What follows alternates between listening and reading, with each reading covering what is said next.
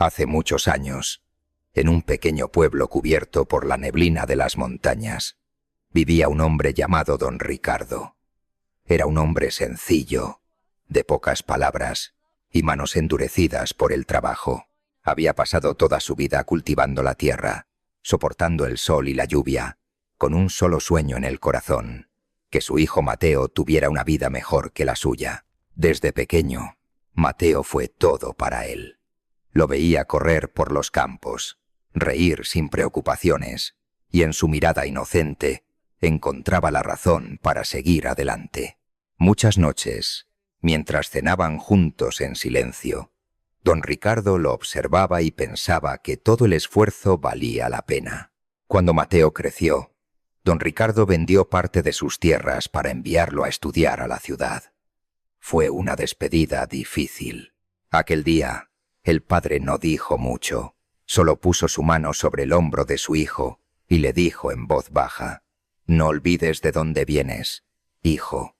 Mateo asintió, sin imaginar cuánto peso tendrían esas palabras con el paso del tiempo. Al principio, Mateo llamaba con frecuencia.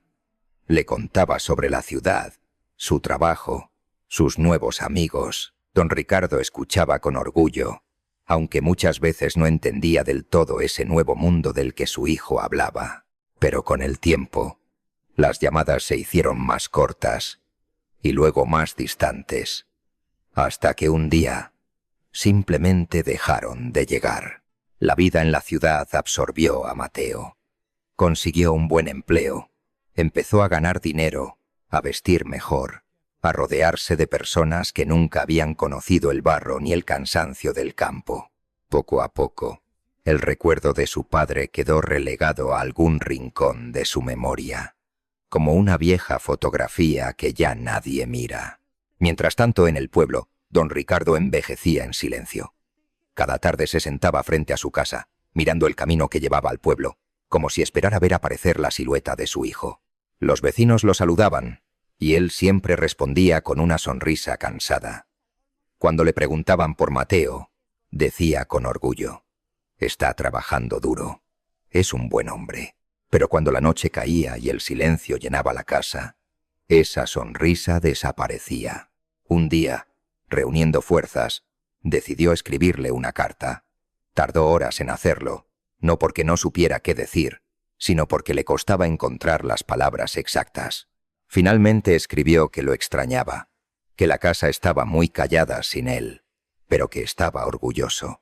Nunca pidió nada, nunca reclamó, solo quiso que su hijo supiera que aún lo esperaba. Mateo nunca respondió.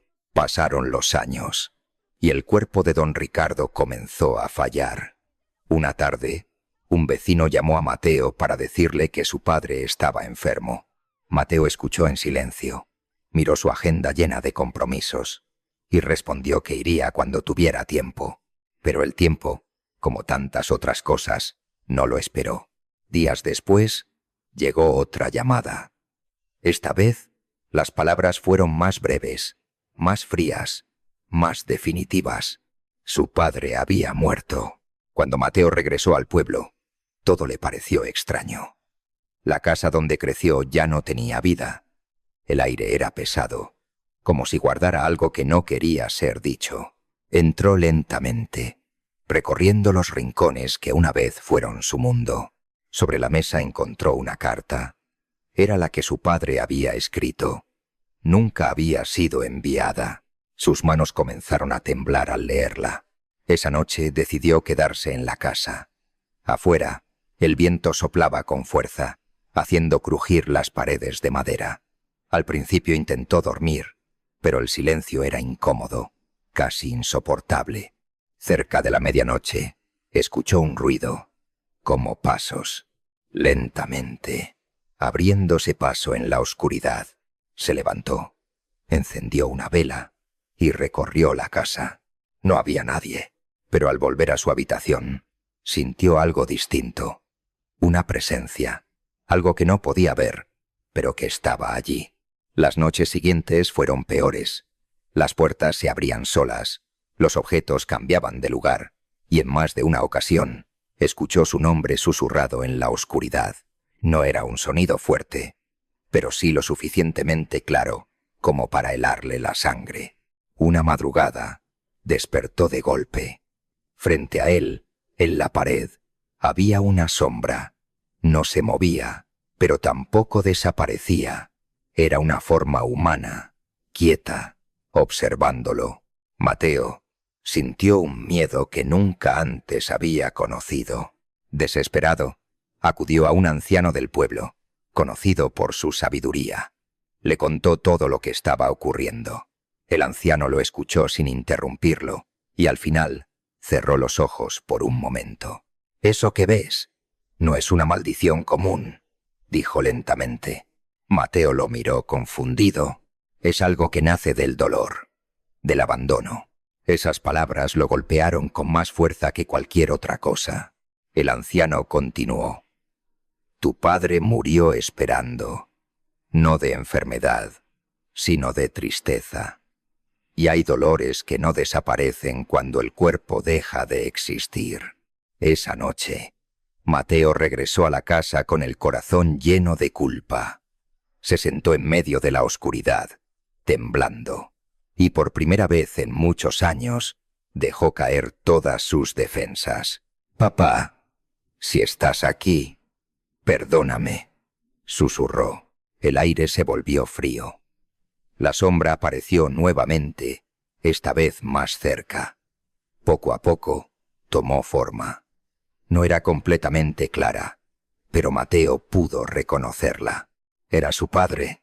No dijo nada, solo lo miró, y en esa mirada, Mateo vio todo lo que había ignorado durante años.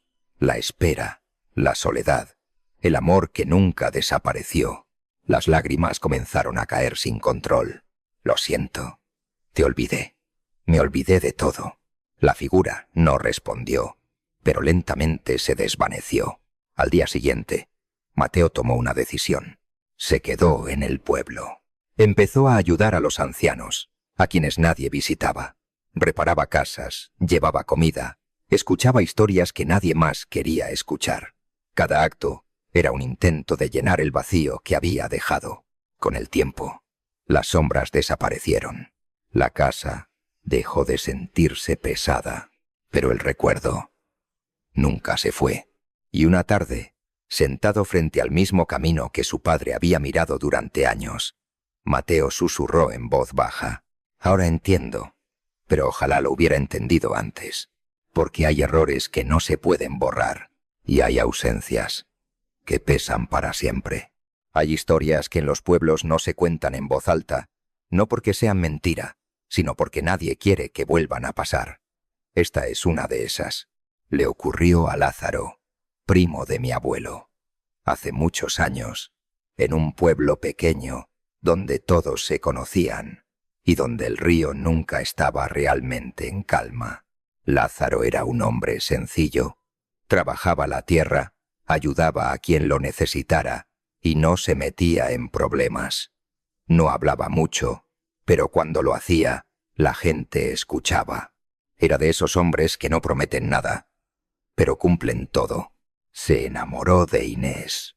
Inés no era solo bonita. Había algo más en ella. Cuando caminaba por la calle, la gente volteaba, pero no por deseo, sino por una especie de respeto silencioso. Tenía la mirada seria, como si a veces estuviera escuchando cosas que los demás no podían oír. Desde niña era así. Su madre decía que tenía sueños raros.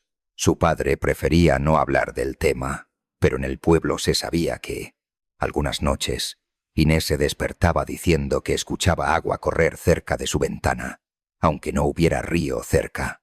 También se decía que una vez habló de una mujer vestida de negro, que la llamaba desde lejos. Nadie le dio mucha importancia, hasta que creció. Lázaro la conoció en una fiesta del pueblo. No fue amor inmediato, pero sí inevitable. Empezaron a hablar poco a poco, siempre con respeto, siempre bajo la mirada de sus familias. Pasaron 3 años así, 3 años tranquilos. Finalmente, decidieron casarse. La boda se fijó para finales de agosto. Todo el pueblo se involucró. Se preparó comida, se encargó el vestido, se organizó la música. Era una boda esperada. Todos estaban contentos, menos Inés. Una semana antes de la boda, empezó a cambiar. Primero fueron los sueños. Soñó que caminaba hacia la iglesia vestida de novia, pero nunca llegaba. El camino se hacía más largo, más oscuro. A un lado escuchaba agua, siempre agua, y alguien que la llamaba por su nombre. Se despertó asustada. Su madre le dijo que eran nervios, pero al día siguiente volvió a soñar. Esta vez se veía frente a un espejo, con su vestido puesto, pero en lugar del velo blanco, llevaba algo negro sobre la cabeza, y detrás de ella, una figura que no podía ver bien, pero sabía que estaba ahí. A partir de ese momento, Inés empezó a tener miedo. No quería quedarse sola. No quería dormir. Decía que alguien la llamaba por las noches. Cuando Lázaro fue a verla, ella le pidió algo inesperado. «Mejor esperemos», le dijo. «No siento que sea buen momento». Lázaro no entendió. Para él todo estaba listo. Todo el pueblo esperaba la boda. Pensó que era miedo. «Es normal», le dijo. «Todas se ponen así antes de casarse». Inés lo miró largo rato. «No son nervios», susurró. «Siento que alguien me está esperando». «¿Quién?». Ella dudó. «No lo sé, pero viene del río». Lázaro sintió un escalofrío, pero no quiso creer en eso. «Son ideas tuyas», dijo al final. «Todo va a estar bien». Y ella, cansada de luchar contra algo que no sabía explicar, aceptó. «Sí, tal vez estoy exagerando». Esa fue la última vez que lo dijo. El día antes de la boda amaneció extraño. El cielo estaba gris, pero no llovía. El aire se sentía pesado. En la casa de Inés había movimiento desde temprano. Mujeres cocinando, familiares llegando, risas, preparativos. Por la tarde, siguiendo la tradición, llevaron a Inés al río para lavarse el cabello. Su madre no quería. «El río está crecido», dijo. «Mejor lo hacemos aquí».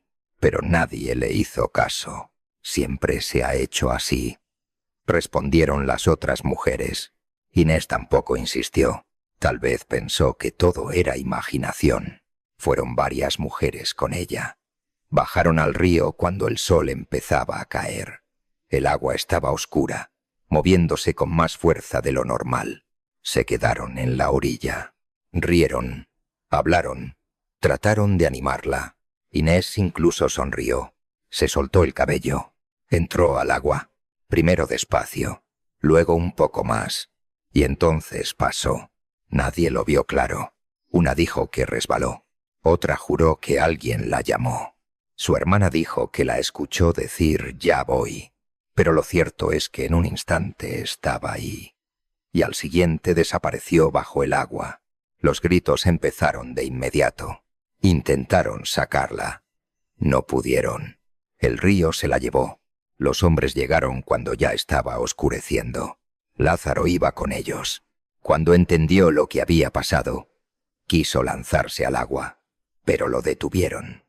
Gritaba su nombre como si eso pudiera traerla de vuelta. Buscaron durante horas.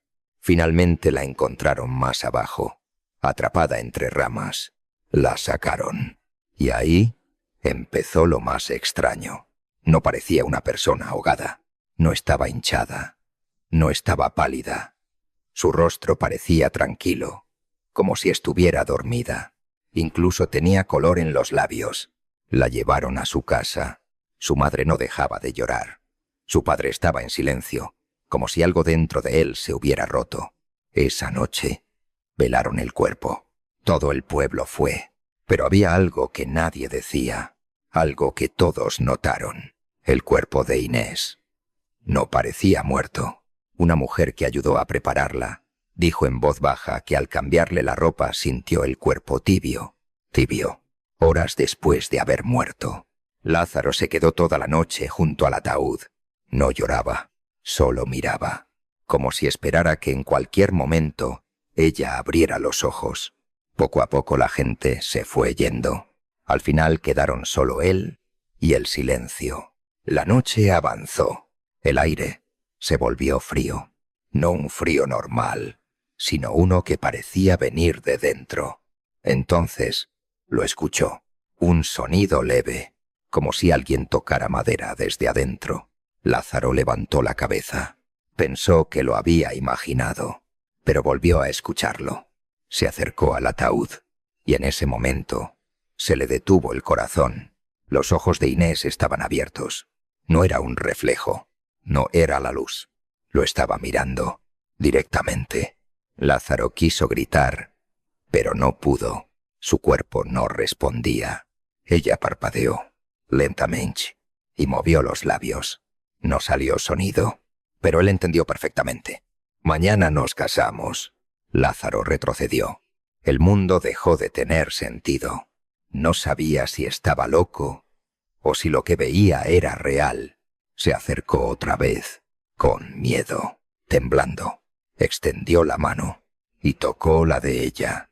Estaba tibia, no fría, no rígida, tibia, como si la vida aún no se hubiera ido del todo. Lázaro pasó el resto de la noche sin moverse, sin cerrar los ojos, sin saber qué hacer, esperando, temiendo, deseando que todo fuera mentira. Pero cuando amaneció, una sola pregunta quedó en su mente. Si Inés no estaba completamente muerta, ¿por qué el río no la había dejado ir? Y más importante aún, ¿por qué había regresado a buscarlo? La novia en el ataúd y la boda bajo ceniza. A la mañana siguiente, el pueblo despertó con un silencio extraño. No era el silencio de la tristeza solamente. Era otro, más pesado, como si todos supieran que algo no estaba bien, pero nadie quisiera ser el primero en decirlo. La casa de Inés estaba llena desde temprano. Mujeres rezando en voz baja, hombres parados afuera sin saber qué hacer, niños que miraban sin entender por qué los adultos no los dejaban jugar ni hacer ruido. El ataúd estaba en medio de la sala, abierto, y dentro, Inés, con su vestido blanco, el mismo que había sido preparado para la boda. Alguien había decidido ponérselo. Nadie sabía quién tomó esa decisión, pero nadie se atrevió a quitarlo tampoco. Parecía lo correcto o lo inevitable. Lázaro no se había movido.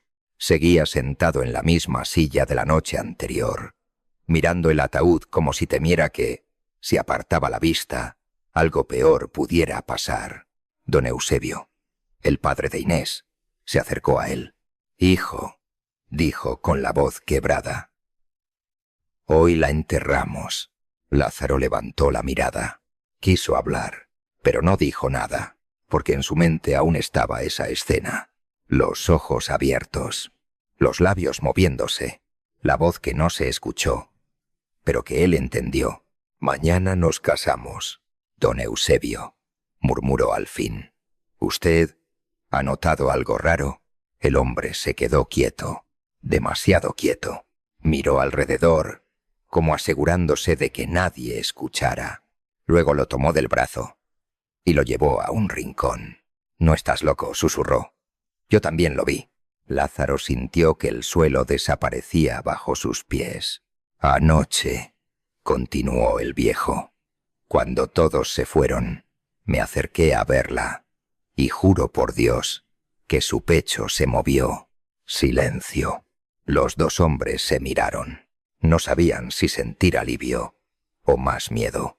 «¿Y si no está muerta?», dijo Lázaro. Don Eusebio negó despacio. «No, esto no es vida». Esa frase fue peor que cualquier respuesta. A las 10 de la mañana debía comenzar el entierro. El cura joven llegó puntual, con su sotana limpia y su mirada firme. Empezó a rezar. La gente respondía, pero había murmullos, miradas nerviosas.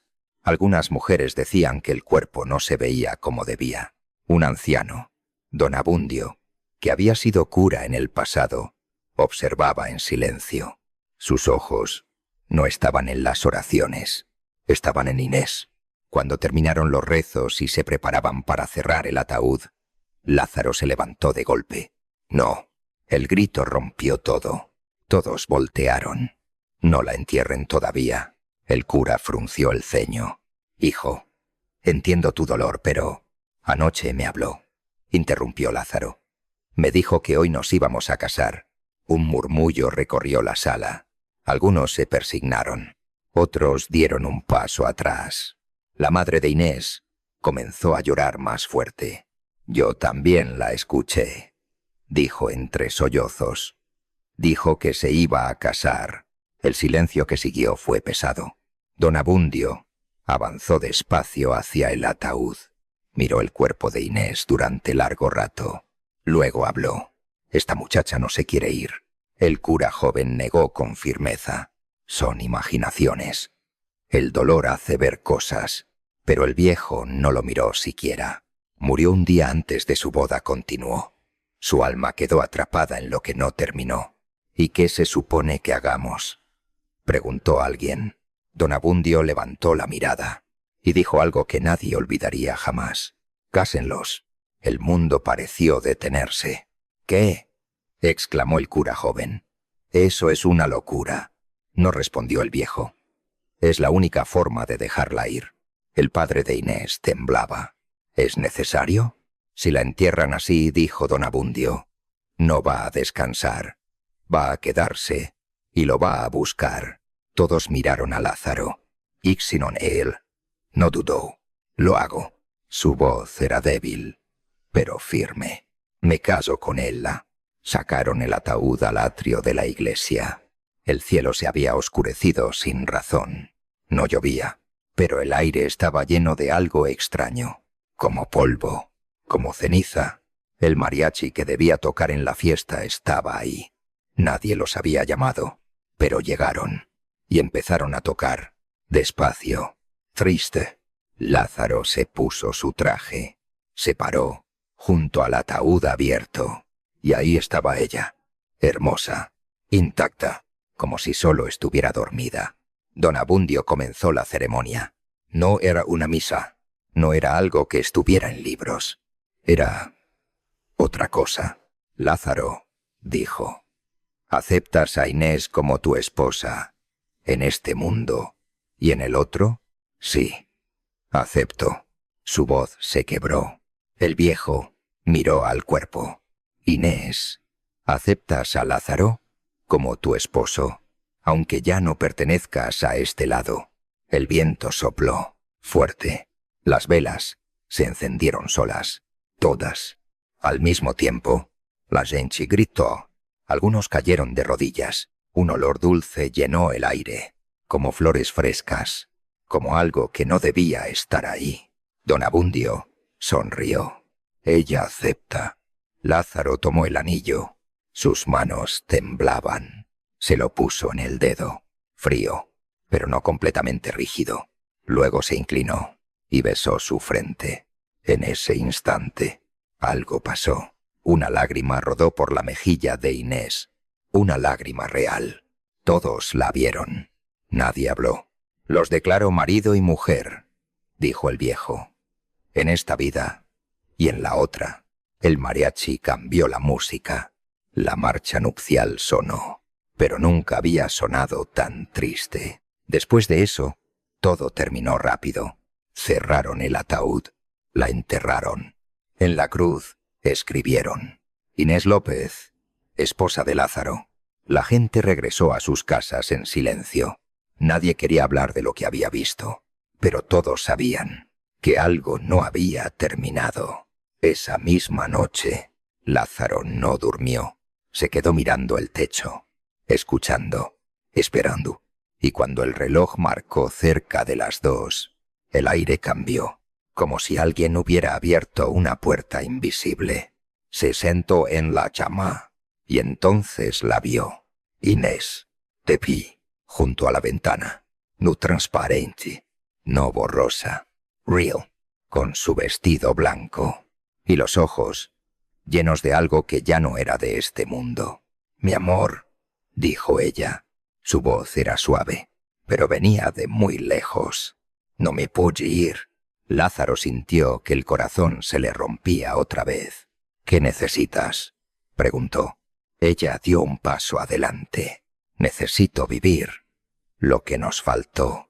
El silencio se volvió pesado. «¿Cómo?». Inés lo miró y por primera vez sonrió. «Déjame quedarme contigo cada noche».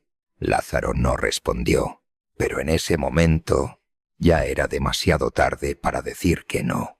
Después de aquella noche, nada volvió a ser igual. Al principio, Lázaro pensó que había sido un sueño provocado por el dolor, por el cansancio, por todo lo que había pasado. Se repitió eso muchas veces al amanecer, mientras la luz entraba por la ventana y todo parecía normal otra vez. Pero la segunda noche, ella volvió, a la misma hora, entre las 2 y las 3 de la madrugada. No hubo ruido, no hubo puerta que se abriera. Simplemente apareció, de pie, junto a la ventana, con el mismo vestido blanco, con el mismo rostro y con esos ojos que ya no eran completamente humanos. «Sabía que me esperarías», dijo, y esta vez Lázaro no gritó, no corrió, no preguntó nada, solo la miró, como si una parte de él ya hubiera aceptado lo imposible. Las primeras noches fueron tranquilas. Inés se sentaba en la silla junto a la cama. No tocaba nada, no se movía demasiado, solo hablaban. Hablaban de cosas simples, del día, de la gente del pueblo, de lo que habría sido su vida si todo hubiera salido bien. «¿Te acuerdas del árbol donde dijiste que construiríamos la casa?», preguntó ella una noche. «Sí, ahí quería poner una ventana grande, para ver el río». Ella sonrió. «Para verte llegar». Lázaro sintió algo en el pecho, dolor, pero también una calma extraña, como si por unas horas todo volviera a estar bien. Pero con los días, algo cambió. Inés empezó a quedarse más tiempo. Al principio eran unos minutos, luego media hora, después horas enteras, hasta que algunas noches se quedaba hasta el amanecer, y cada vez se veía más real.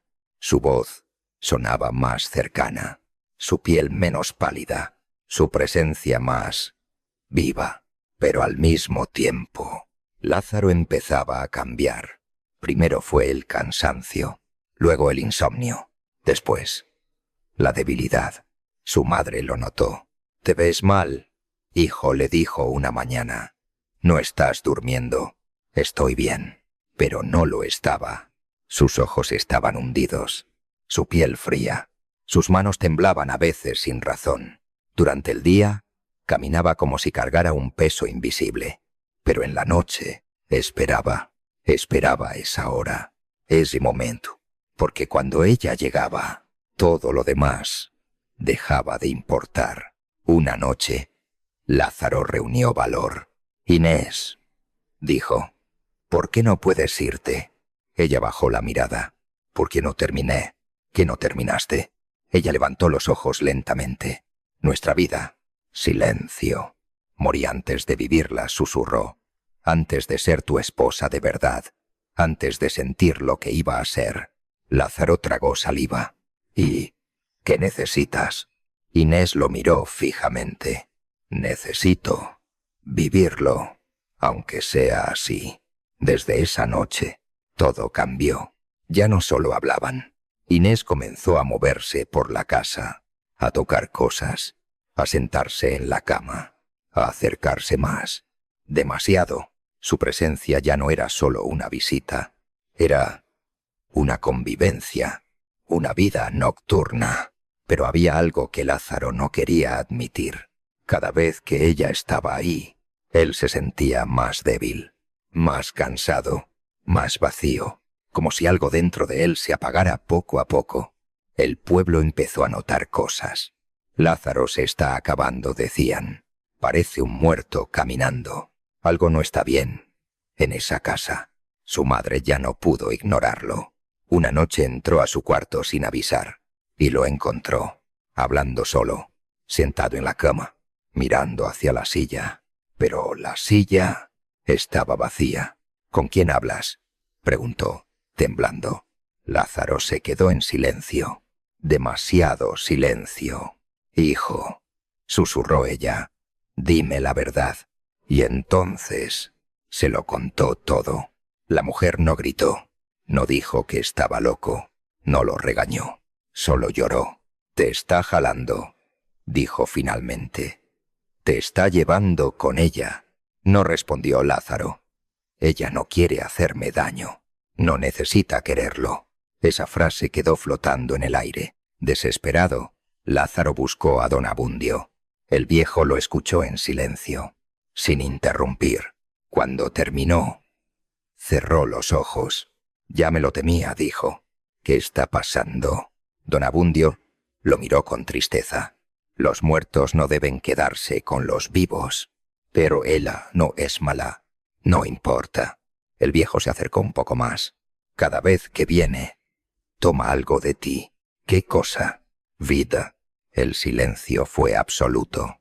No es su culpa, continuó el viejo. Es lo que son ahora. Lo que quedó de ella. Lázaro negó con la cabeza. No me importa. Debería importarte. Si eso necesita para estar en paz, que lo tome. Don Abundio suspiró. El problema es que nunca será suficiente. Esa misma noche, todo empeoró. Inés llegó diferente, más sólida, más presente, como si realmente estuviera viva. Mi amor, dijo sonriendo, ya casi termino. ¿Qué cosa? Lo que me falta. Se acercó, por primera vez. Lo tocó. Su mano era fría, pero real. Lázaro sintió un escalofrío que le recorrió todo el cuerpo. Solo faltan 7 noches más, susurró ella. ¿Y después? Después, me iré. Él sintió alivio, pero también miedo. ¿Y qué pasará conmigo? Inés lo miró, con algo extraño en los ojos. Tú seguirás. Pero su voz no sonaba completamente segura. Las noches siguientes fueron distintas, más intensas, más largas, más peligrosas. Lázaro ya no dormía, ya no comía bien, ya no hablaba con nadie. Solo esperaba, solo vivía para la noche. Y entonces, en la 5ª noche, ella no llegó sola. Lázaro sintió el cambio en el aire antes de verla. Un frío distinto, más profundo, más pesado. Cuando levantó la vista, ahí estaba Inés, pero detrás de ella había alguien más, una mujer, pequeña, encorvada, vestida de negro, con los ojos blancos. ¿Quién es ella?, preguntó Lázaro, con miedo real por primera vez. Inés no respondió de inmediato. Es la que viene por mí. La vieja sonrió, y cuando habló, su voz sonó como tierra moviéndose. Ya es hora. El corazón de Lázaro empezó a latir con fuerza. ¿Hora de qué? La mujer dio un paso adelante. De terminar esto. El silencio se volvió insoportable. Y por primera vez, Lázaro entendió algo. Algo que había ignorado. Algo que no quería aceptar. Esto no iba a terminar bien.